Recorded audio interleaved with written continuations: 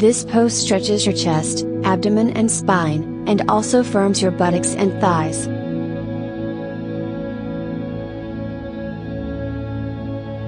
Lay prone with your hands under your shoulders and the tops of your feet on the floor.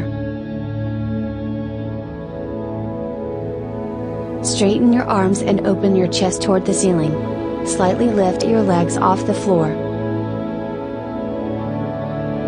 Your gaze will go up slightly. Hold this pose. Breathe regularly. Rotate your shoulders back and down. Keep your legs engaged, don't slouch them on the floor. Keep your neck natural, don't strain your neck.